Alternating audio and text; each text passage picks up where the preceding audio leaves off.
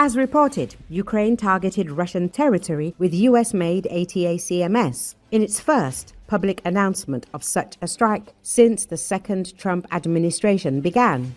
The General Staff of Ukraine's Armed Forces did not provide further details of the attack, only saying that the long-range missiles were used in a precision strike. The use of long-range strike capabilities, including systems such as ATACMS, will continue, its statement said.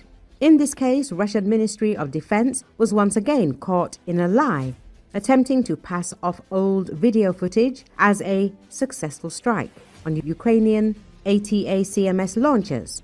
The ministry claimed to have destroyed 2 American MLRS systems, which the Ukrainian Armed Forces had used to attack Voronezh the previous day.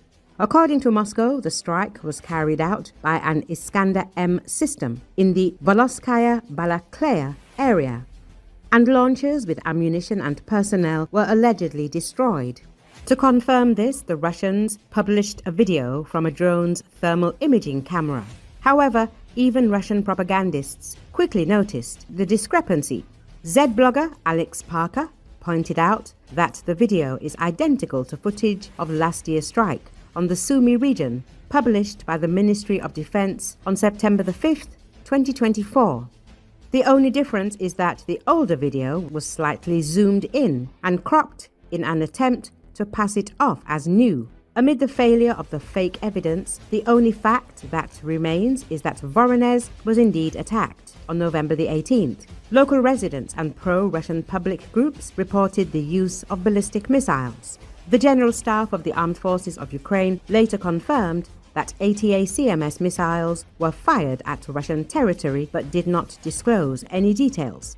It was previously reported that one of the targets of the Ukrainian strike was the Pogonovo training ground, a key base where Russia is amassing troops for further military operations in Ukraine. This fact may explain Moscow's nervous reaction and attempt to conceal the actual targets and consequences of the strike. Russian sources later published photos of the debris. These are empty engine casings, without warheads and undamaged by air defenses. This is what an ATACMS missile looks like after a standard deployment. The cluster munition deploys in mid-air. The sub-munitions are released onto the target and the missile body falls to the ground, meaning not a single missile was shot down. All 4 reached the target area. According to analysts at Cyberboroshno, the following were hit: Baltimore Military Airfield, the base of the 47th Guards Bomber Aviation Regiment of the Russian Federation, armed with Su-34, the Pogonovo training ground where there was a concentration of Russian army personnel. The Su-34s stationed at this airbase are actively conducting combat sorties against Ukraine, so the strike on Baltimore is a direct reduction in the capabilities of Russian frontline aviation. Russian propaganda channels claimed the missiles were shot down, but the photos they themselves posted prove otherwise. The cluster munition deployed over the target, meaning the missile accomplished its mission. ATACMS are rarely used within Russia. The last time such strikes were officially reported was a year ago. Now, the Ukrainian Armed Forces are once again demonstrating their ability to strike airfields and military installations deep within Russia. Russian air defenses have once again demonstrated their inability to intercept ballistic targets, and an airfield housing Su-34s and a training ground have come under a powerful cluster munition attack. Analysts are awaiting satellite images to assess the extent of the damage, but it is already clear that the strike was one of the most precise and effective in recent memory.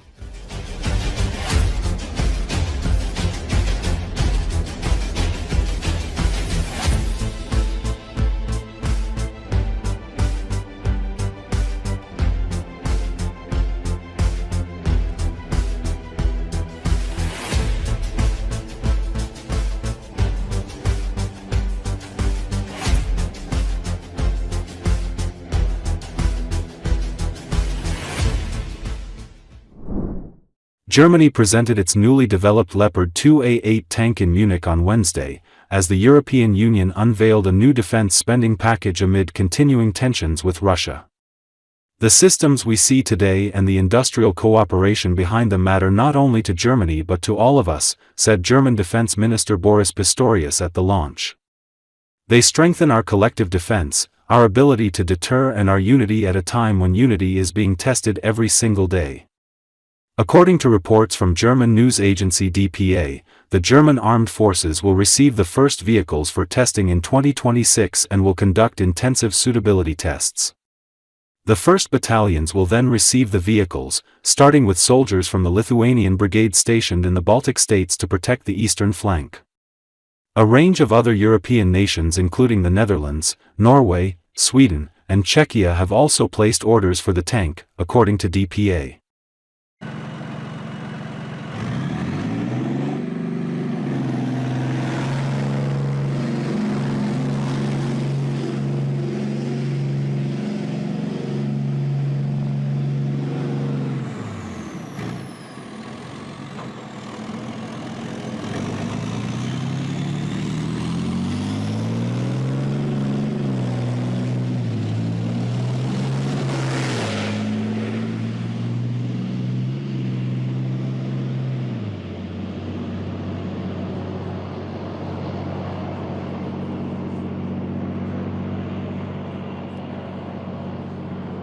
Ich lege gleich vorab ein Geständnis ab. The systems we see today and the industrial cooperation behind them matter not only to Germany but to all of us. They strengthen our collective defense, our ability to deter, and our unity at a time when unity is being tested every single day.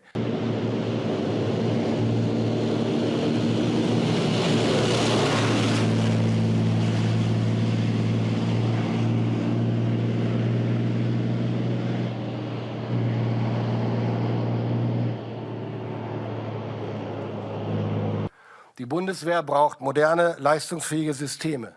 Europa braucht verlässliche Partner. Und wir alle brauchen eine Industrie, die liefert, schnell, robust und in hoher Qualität.